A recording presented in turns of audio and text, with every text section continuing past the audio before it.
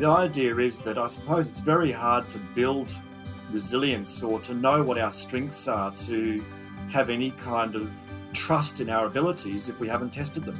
So if we're constantly avoiding experiences in life which, challenge us or which feel uncomfortable, then, well, we don't really know what we're capable of.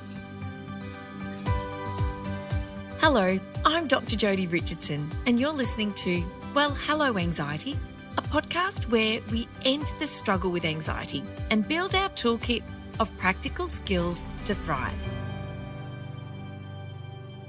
Hey everyone, thank you for joining me back on the podcast.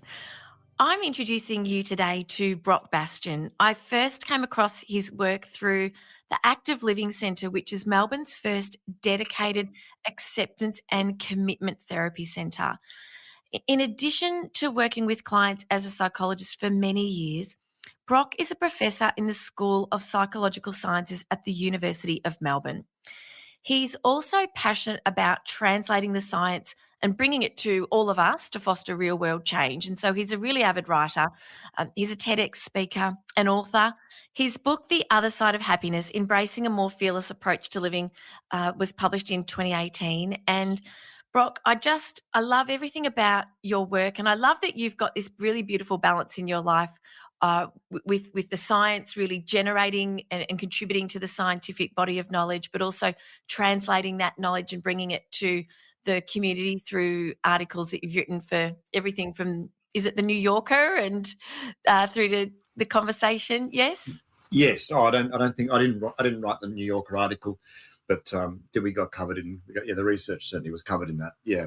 Amazing.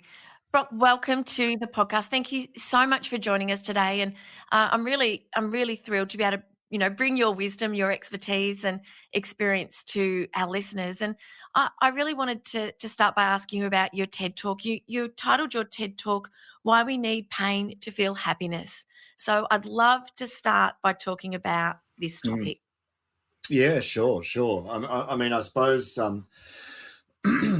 Broadly, I guess I was actually trained and became familiar with some of the ACT-based techniques when I was doing my PhD and also training as a psychologist during that time. And, in my research, I really am a social psychologist, so interested, I suppose, in culture and context and how those environments that we live in impact on our decision-making and well-being.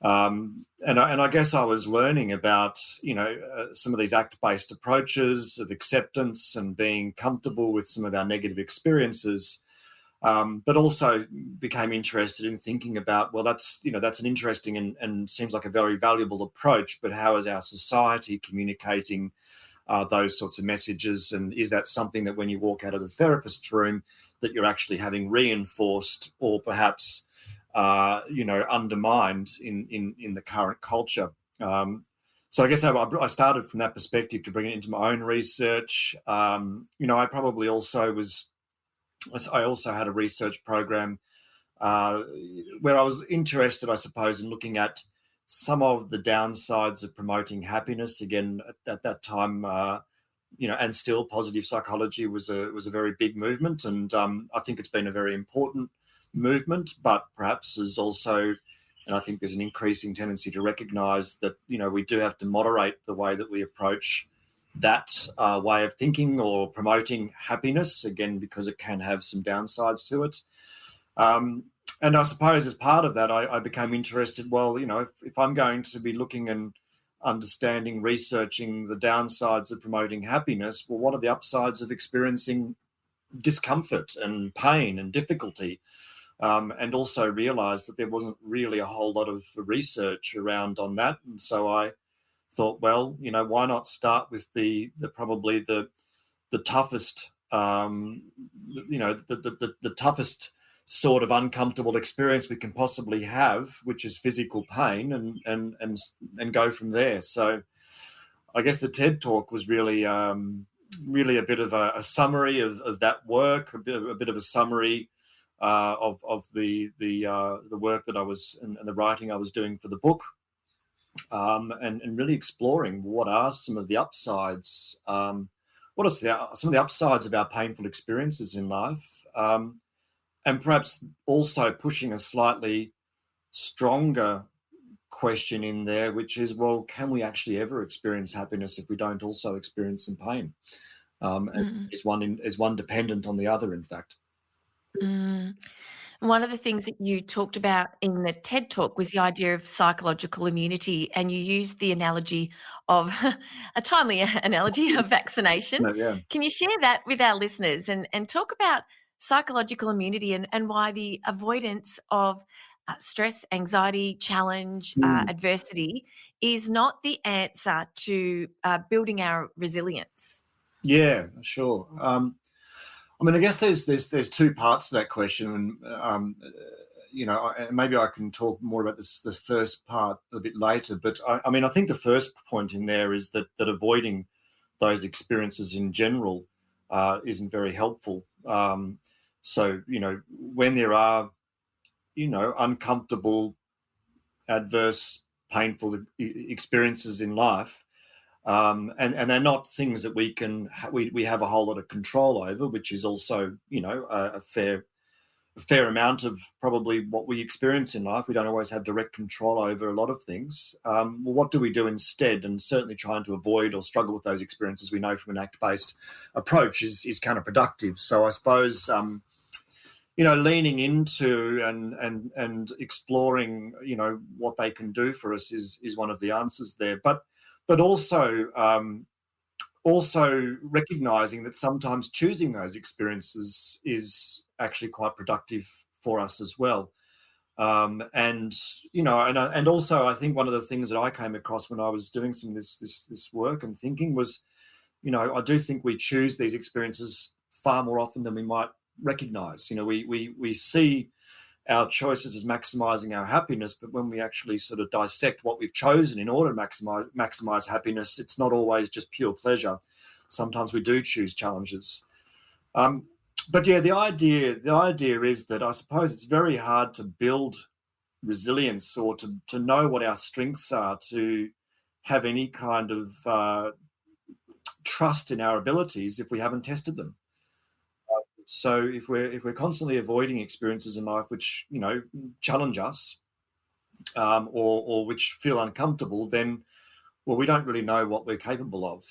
And I think that's one of the analogies I use there often is, and this, I don't think it's still the case, but there used to be a time when you walk into an IKEA store and there would be a chair, and it would be in a perspex box, and there'd be this machine just kind of pushing on the chair as if someone was sitting on it, and there'd be a counter.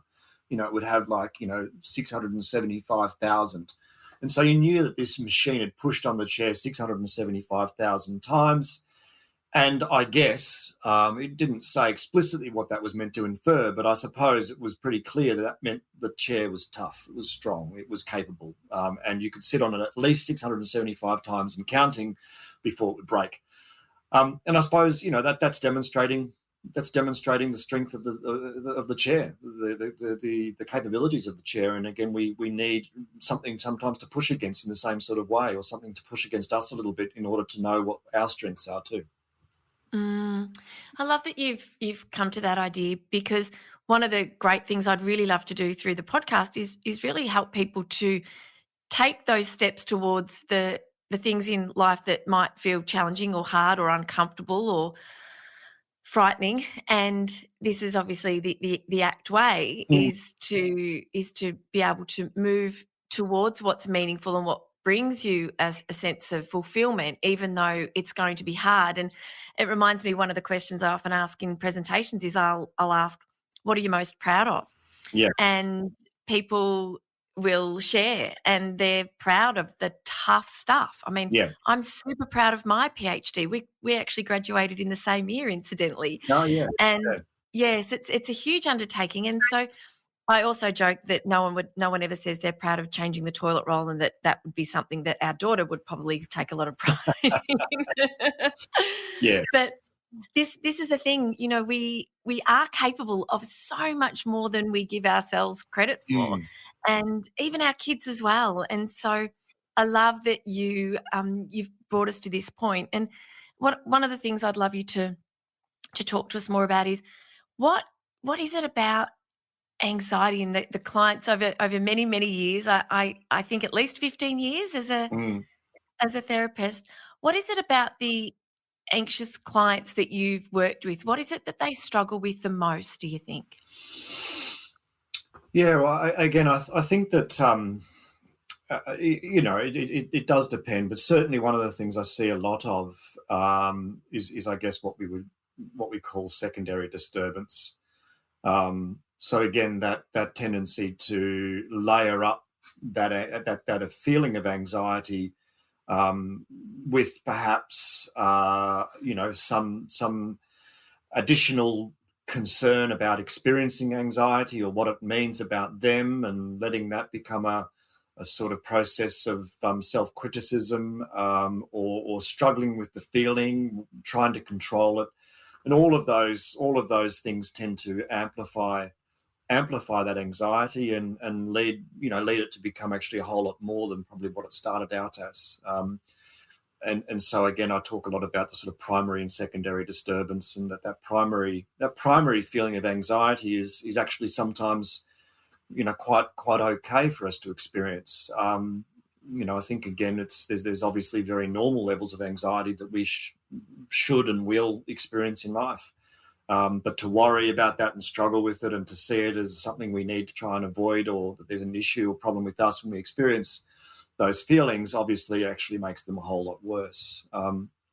So I guess that's probably one, particularly, I suppose it's the same with depression, whatever emotional state, but again, struggling or trying to control, or feeling like we can't move forward in life if we have those feelings, tends to actually make it worse, because, well, the fact is we do have those feelings. I mean, one of the things I often pull up the image of an emotion circumplex, which is the sort of scientific map of our emotional worlds. And there are two main dimensions in there. There's valence, positive and negative, and there's arousal, high arousal and low arousal. And I get people to look at that, and I say, well, these are all the emotions that we evolved to experience, but somewhere along the way, we all decided that we need to stay on one side of that spectrum, just the pleasant side. And I suppose also,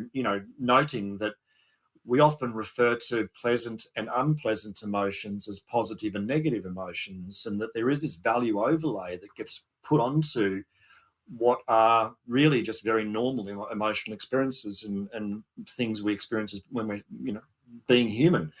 And so I guess I challenge people to think, well, why do you think that living on one side of that circumplex is somehow so important? And what's wrong with, experiencing the other side? And then we look at those emotions and think about the value that they have attached to them. And if we actually think about it, I mean, it's very nice to feel pleasant emotions, and probably on average, feeling more pleasant emotions are not as good for our physical health and our mental health. But comfortably dipping into that other side is actually very important, because those emotions are there for a reason. And in fact, they're probably the ones that saved us all throughout history, from danger and other kinds of threats. If we can't panic or feel anxious, then we'd be in trouble, because we wouldn't know how to navigate our environments effectively. So there's a lot of informational value, probably a whole lot more informational value attached to those emotions than there is to the positive ones, which more or less are just giving us the old thumbs up and saying things are going well. So I think recognizing the value and just the normality of experiencing those states is important, and starts to deconstruct a little bit of that secondary disturbance. I think you're right. I know you're right about the idea that we value happiness and feeling good and comfortable and feeling comfortable. And when we are not comfortable or we don't feel good, we feel as though that's the anomaly, that somehow feeling good and being on that positive, pleasant side of the circumplex is what life's meant to be about. And Hmm. I think it's so healthy for us to all learn that. I don't know who decided that was the way life was, I'm using air quotes, Yeah. meant to be. But part of our education, and I think no matter where we walk in life as professionals, as parents, Hmm.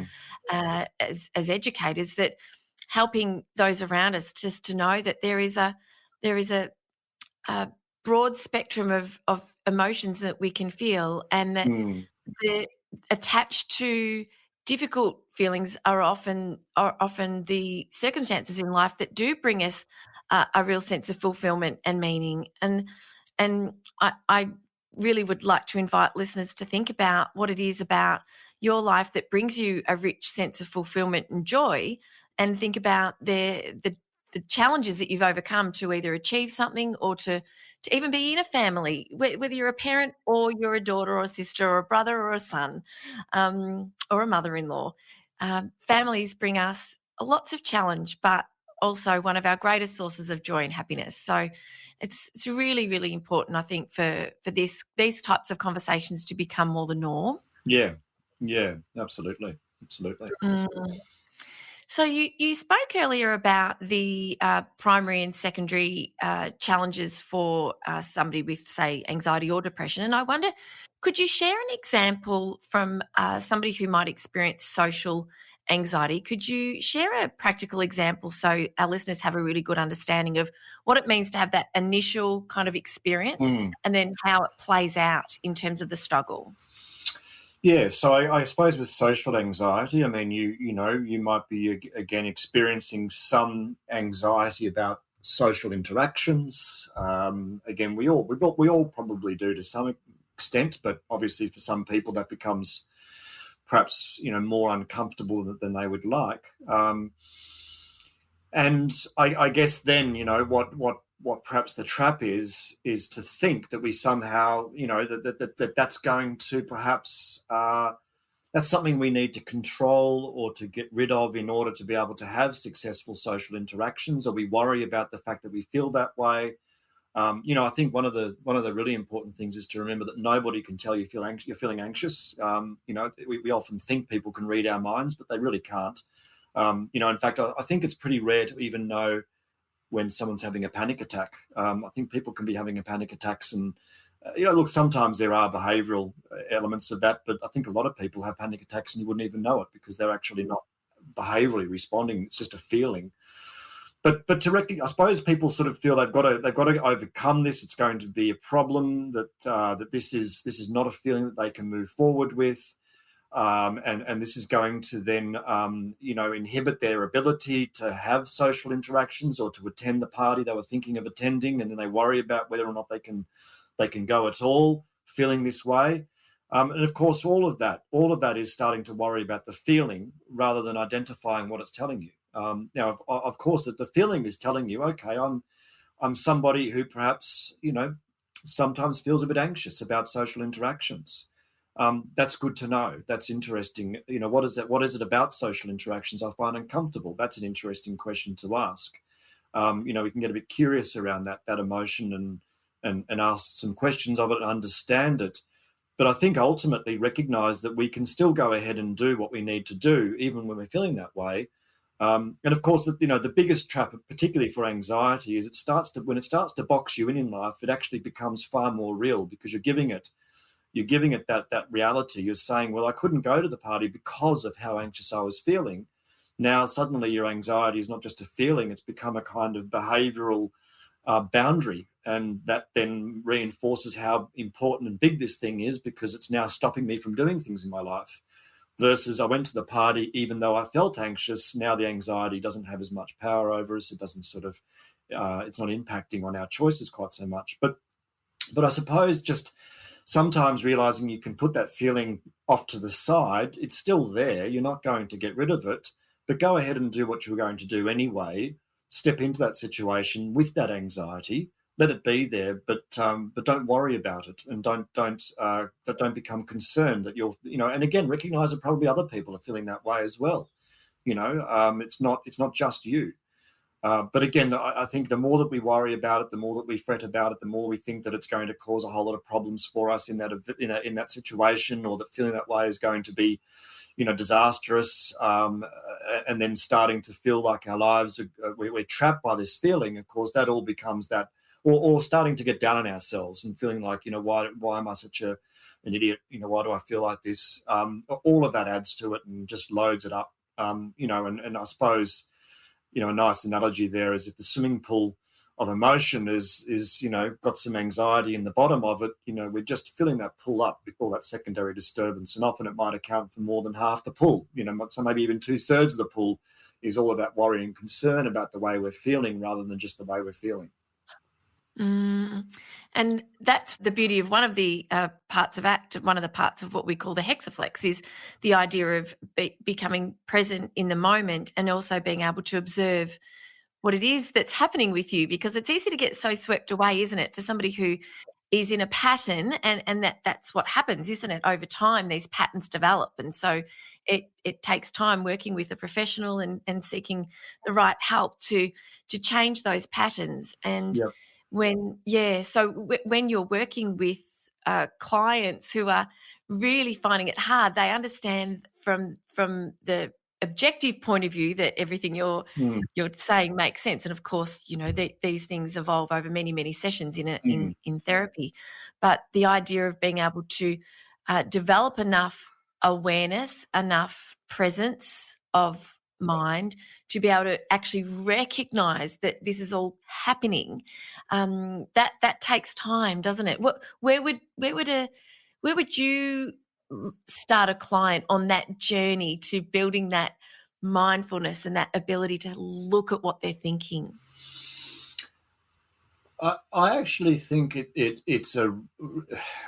actually is an intuitive process, and one of the things about that is I think it actually, in terms of understanding the general concept and conveying that knowledge, it actually doesn't take that much time. I think. I think that you kind of can get it. Whether you can do it straight away, obviously, there's a bit of practice involved. But I think, at least in the way that I work, I think that the general concept is actually quite easy to get across, and people go, "Oh yeah, that makes sense." Actually, when you put it that way, and then the rest is often about troubleshooting and working out. Okay, well, it didn't quite work out in that situation, or I fell ploy again to some of those traps, and got hooked in by some of my concerns and worries again here, and so it's more of a comeback and check in on how it's going. And I suppose I don't tend to personally use a lot of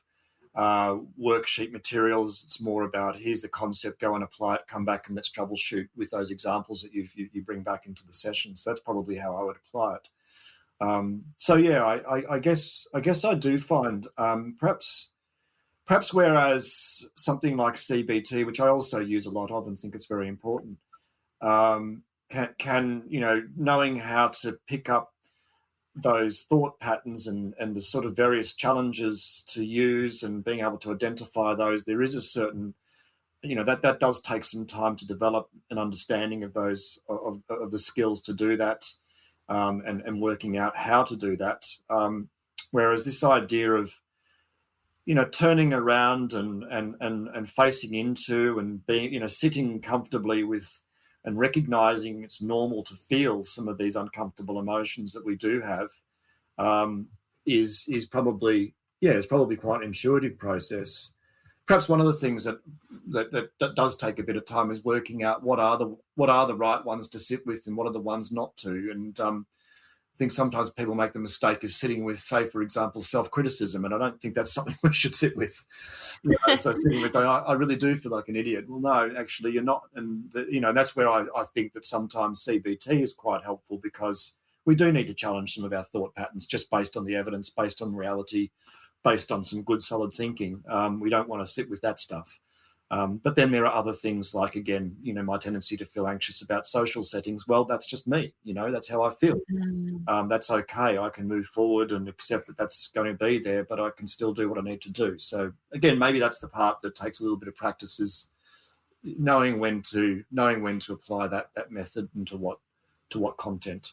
Yes, and starting small is helpful, isn't it? I know for children in classrooms, I'll say when I'm talking to teachers that if you do have a child that is highly anxious about being seen in front of the class and being heard, then it's obvious. I mean, it is obvious, of course. They start small. They just start with a pair and share, and it's the same for all of us as adults too, isn't it? It's about Yes, you can do it. You can actually take your anxiety with you, on your journey, but don't dive in the deep end of that. The swimming pool. Yeah, Just yeah, step in and start small, and yeah, experience some positive outcomes of your efforts, so that you're encouraged to keep going. yeah. Absolutely, absolutely. And I think the other thing as well that's important to apply there is, and again, it's not an act-based theory, but I think it's a really important one. It's more of a theory in psychology more generally, but it's the theory of threat and challenge. And so what we know is that, the body physiologically and neurologically responds qualitatively differently to a situation that we see as threatening versus one we see as challenging. So when people feel threatened by a particular situation, the heart rate goes up, there's vascular constrictivity, we're releasing cortisol in the brain. But what we know is that when that same situation is viewed as a challenge, there's less of that physiological response, and now the brain is actually releasing adrenaline rather than cortisol. And of course, adrenaline is actually quite good for performance. So, the question is, how do we sort of change, or shift from feeling threatened by a situation to feeling like it's a challenge? And I think, one of those, again, there's a number of, I think a lot of the kind of tools and principles in ACT are applicable to that, because the more we sort of face into something and we're willing to experience it or to accommodate it and sit with it, the less threatening it feels.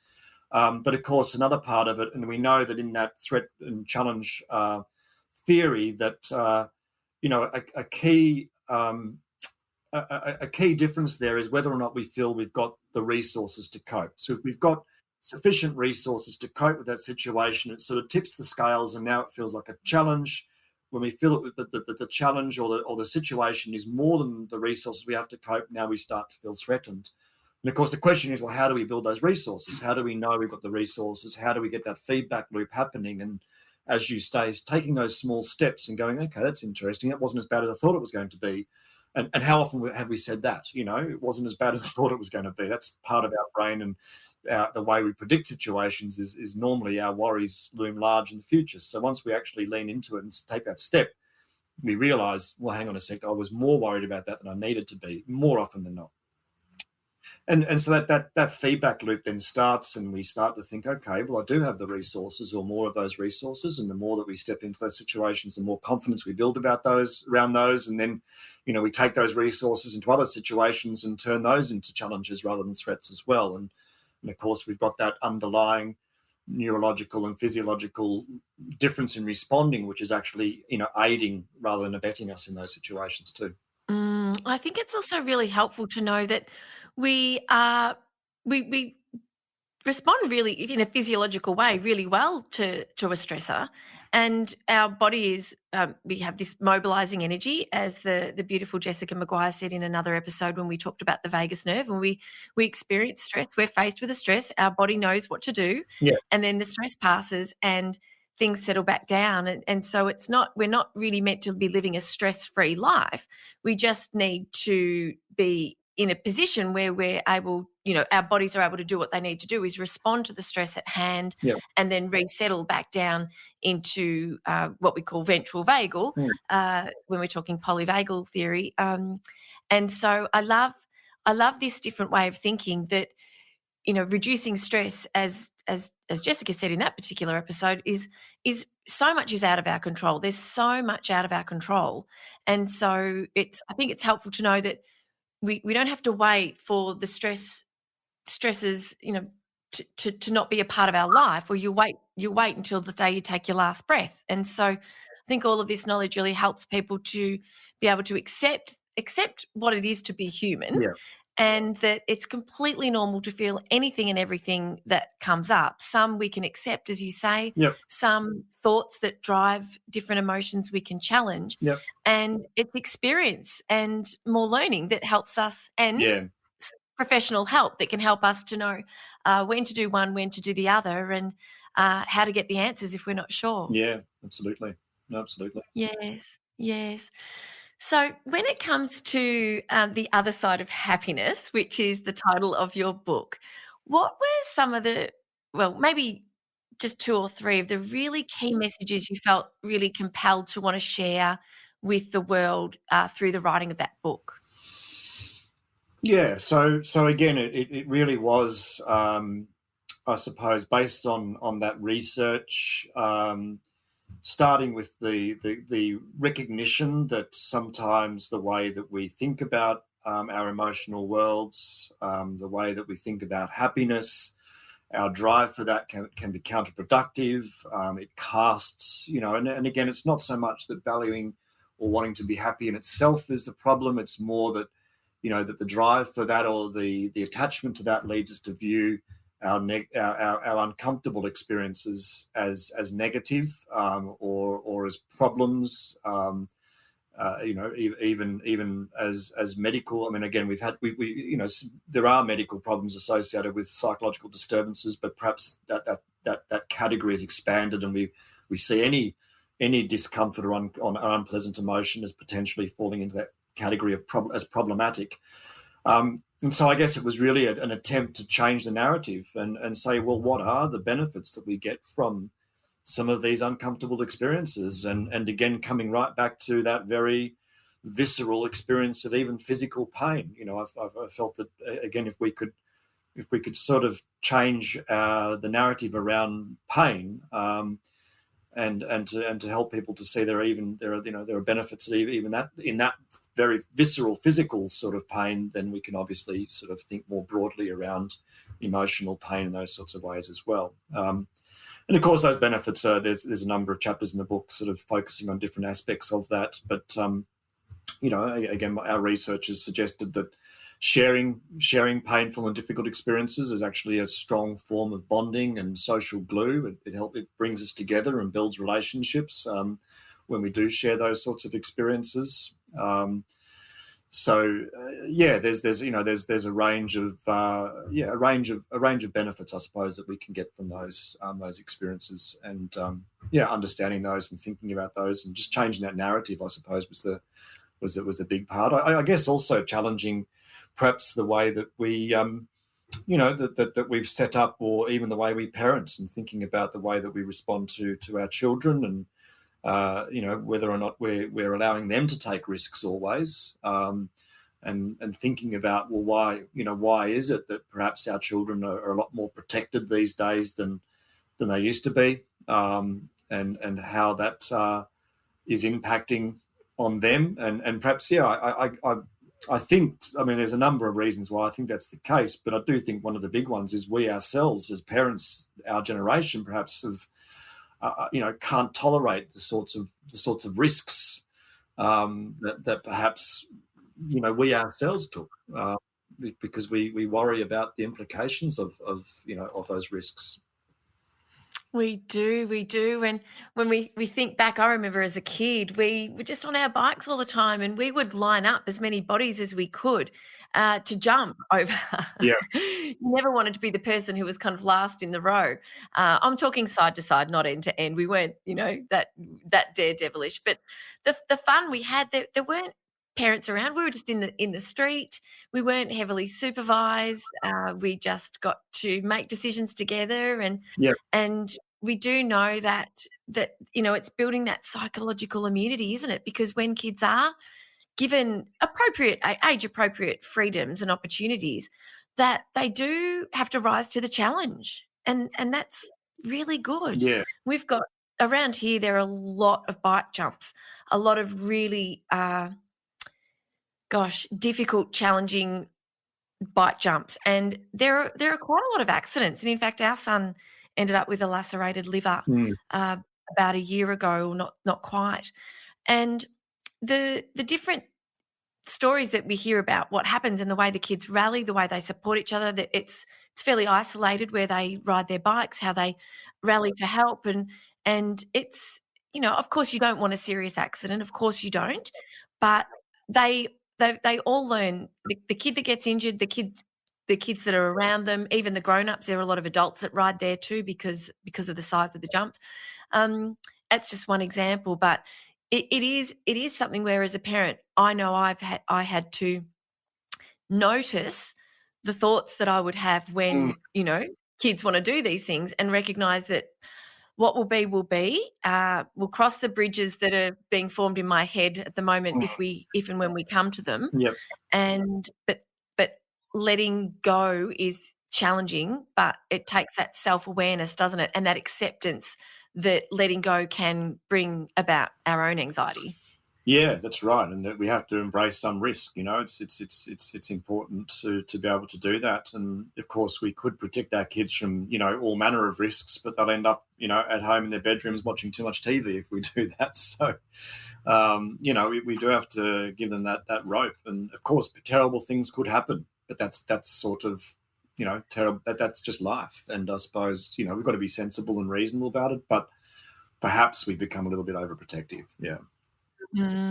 Lenore Skenazy she was touted as the worst mum in America for a period of time. She has a website, Let Grow, and I'll pop that Mm, website in the show notes, of course, along with all of your information, contact information, and book and TED Talk, etc. But she was really looked upon very disapprovingly when she let her mm. son catch the New York subway. You're probably familiar with Lenore. Pretty amazing. And so she's such an advocate now for helping kids to get out and take more risks, and supporting communities to do that. So Yeah. it's nice. It's nice to see, but it's certainly more of a minority than a majority when it comes to risk taking for children these days. In my humble opinion. Yeah, yeah. I think there is a there is a sort of a bit of a narrative coming through about the importance of it. And there's a school down in New Zealand called the No Rules School. I think it's Swanston Primary or something, where again the kids are allowed to do anything they want, climb any tree, climb any fence. And it was actually on. I think it was on a program on ABC or SBS some years ago. And again, the amount that the kids are focused in class as a result of that, and the maturity they develop. There are a couple of injuries, but again, there's been no attempt to sue anybody because of that.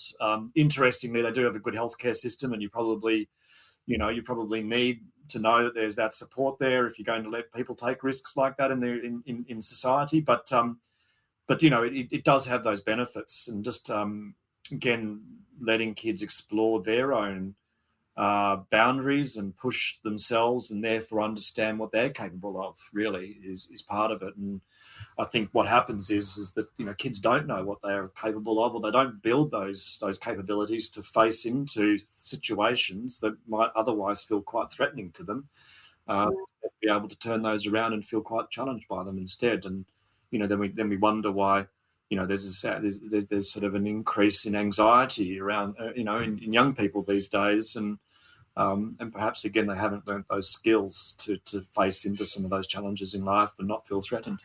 Yes, and it also plays into the idea of opportunities, because the world is their oyster. There's so many brilliant opportunities for young people of today, and Mm, saying yes to opportunities can be anxiety provoking, mm, can't it? And so in helping our children build their experiences around overcoming challenges and doing hard things and recovering and realizing that bad things happen. I could have sworn then, but I didn't. Bad things can happen, and they do. And I don't think there's a family, around who can't sort of talk to one particular challenge, whether or not that's the death of a pet, or the disappointment at school, or not getting a leadership position, or that things go wrong. That's life. And mm. one of the things that I like to think about is the idea that we only have these kids with us to guide and influence and educate and love. Well, we could love them for their whole lives, but under our roofs for such a short time relative to what they're going to experience beyond the walls of our homes. And Yeah, not all bosses are friendly. Some are abrupt. Some yeah, have too high expectation. You might be given the worst work of the group that that you're a part of when you first get a job. You might get your first job and not be treated in the way that you might be used to being treated in your home. And if you haven't had a lot of experiences that really bolster you, Yeah. it can be hard to keep moving forward in those situations. Yeah, absolutely. And I suppose that's where that psychological immunisation idea comes in, isn't it? It's about letting kids, build those capacities through a bit of exposure. And again, there's not really any other way to do it, I don't think. No, there really isn't. There really isn't. But it also does teach them what, like you said, what they're capable of. We've all got this one life, and there's lots of things that people want to achieve and do. People like yourself, you've achieved so much, and no doubt there are lots of other things that you'd love to do professionally and personally. And my belief is that everyone's the same, but there's so much that can stand in the way of that. Mm.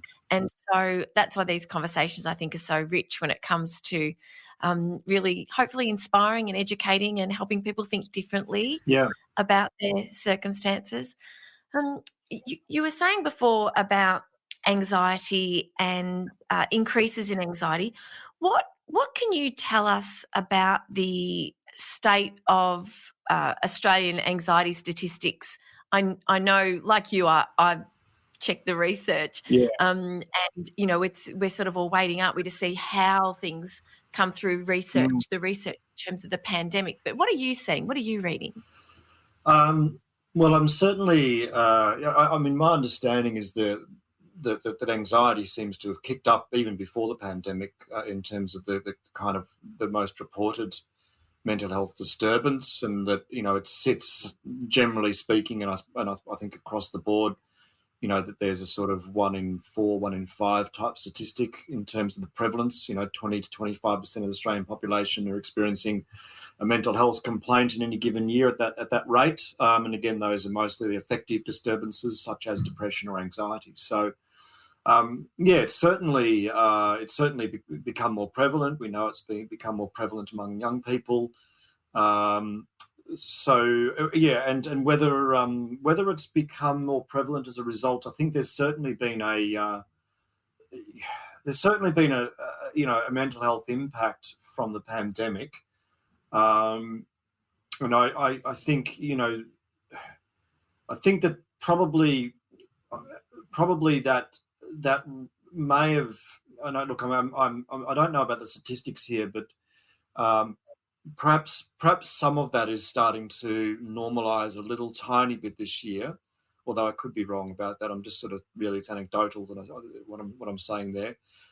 But certainly the last 2 years, I think it was in Victoria, at least, it was ever since Daniel Andrews announced another 6 weeks after the first 6 weeks of that second lockdown. And I think from that point, everyone just fell apart and has been picking up the pieces ever since. So it was a really hard couple of years. But one of the things that I do reflect on is that we all, not everybody, but most of us got through it in one way or another, with some scars, with some wounds. But if you had have said to me at the beginning of 2020, hey, this is what your next 2 years is going to look like, how do you think you're going to cope? I don't think I would have predicted that I would have coped as well as I did, because I think just looking into that many lockdowns, being stuck in your house for that long, being restricted around social, being able to access those resources that we do use to manage our mental health. I don't know if I would have predicted that I would have coped at all very well, and I think that even with the fallout in mental health, and I couldn't put my hand up and say the end of last year, I viscerally understood what cumulative stress felt like. I was like, okay, I need a really good holiday, a good break, because it's just I'm up to here in terms of that level of stress that I've had to push through. So certainly it wasn't that it didn't have its impacts, but I don't know if I would have predicted that I would have coped, or any of us would have coped as well as we did, if we had all of that laid out in front of us at the outset. And I think there's something in that, we actually do often manage things, not ideally and not without its impacts, but we do manage things more than we might even think we do sometimes. Mm.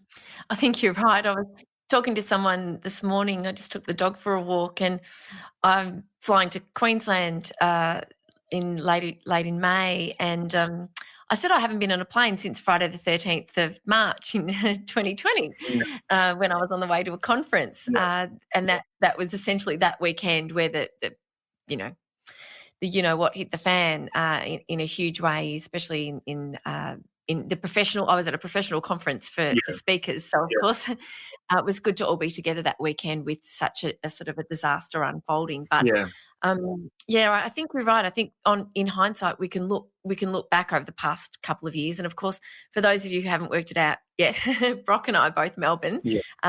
Those of you that follow the podcast, of course, will know that about me. Brock's Melbourne as well, of course, and so it's and I think that's something to be able to reflect on too, and also reflect in a positive way to say, look, we did get through. Look, we all had our Mm. moments, and yes, some people had different types of challenges, to others, depending Yeah. on states of work and family and age of children and those sorts of things. But I think you're right. I think we can underestimate what we can cope with, Yeah. and I think that we've learned a lot about ourselves through that experience that will strengthen us for future challenges. So there is good that can come from it, although we've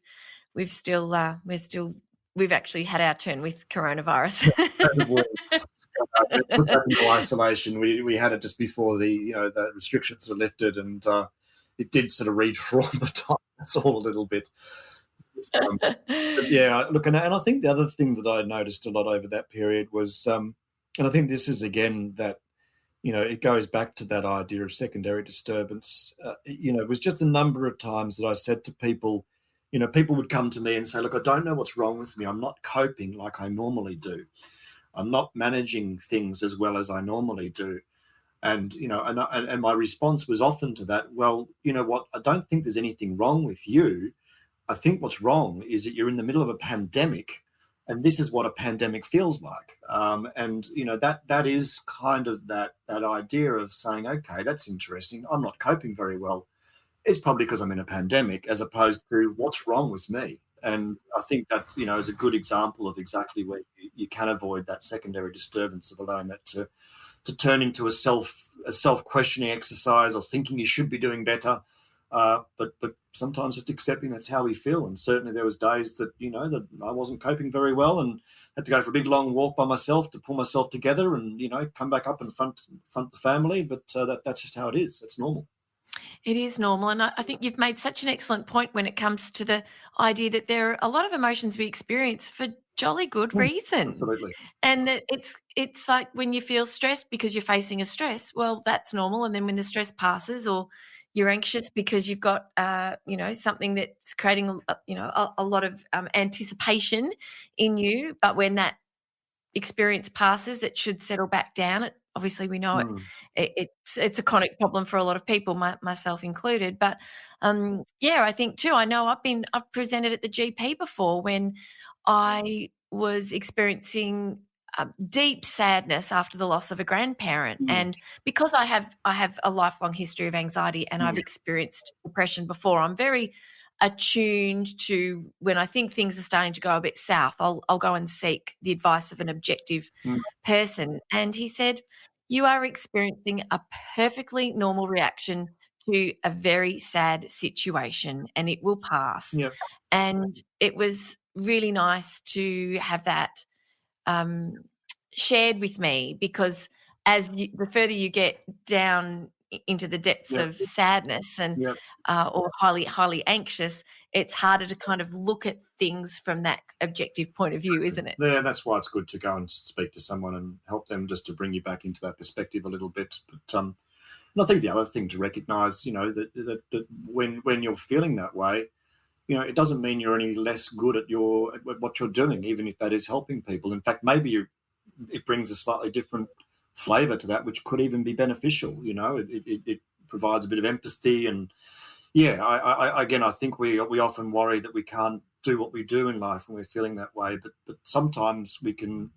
I sometimes find that I'm incredibly productive on those blue days, because well, I just, it's not going to be a great day anyway, so I just push through and get some stuff done. And at the end, I'm like, okay, well, I got some stuff done today, and it didn't feel great the whole time, but you know what, I still did it. Of course, I could take a day off as well if I wanted, but yeah, just to recognise it doesn't always mean that we can't do what we do well, and including even helping other people with those problems, because it can sometimes even aid our approach. That empathy is just so very special when it comes to connecting with other people, isn't it? And so I think that's a really beautiful place for us to start to wind up for our conversation today. But it's been such an interesting conversation, and my listeners may or may not know, but I don't actually send questions to my guests. I just love to have a conversation to see where it takes us. And we've covered so much interesting ground today, and I'm really thankful to you for your time, Brock. And I'd really love for people listening to know where they can get in contact with you. What's the best place to sort of find you online and learn more about you and your work? Sure. Well, being an academic, I'm very self-effacing and have my own website. So you can find me at brockbastian.com if you like. And that sort of covers off, again, a lot of the research that I do, and you can get in touch with me there around that as well. So it's probably the best place to go to. Yeah. Okay. Fantastic. And as I said, I'll pop your website and your TED Talk and link to your book. Whereabouts can people buy your book? Is that through your website, or is that through all good bookstores? All good bookstores. Yeah. Amazing. Well, look, Brock, thank you very much for your time. I'm very grateful to have had the chance to have a conversation with you, and really appreciate all of the expertise and suggestions, insights, advice, all of the wealth of knowledge that you've shared with our listeners today. So thanks very much for joining me. No problem, Jodi. Thanks for having me.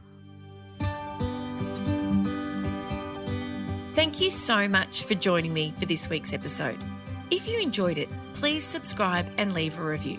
To keep the conversation going, I'd love you to join me over on Instagram. You'll find me at Dr Jodi Richardson. Also, if you'd like a copy of my free 5-day mini email course, Calm Your Anxious Brain, then jump over to my website, drjodirichardson.com, and you can sign up down the bottom. I've really enjoyed having your company. Thanks so much. See you next time.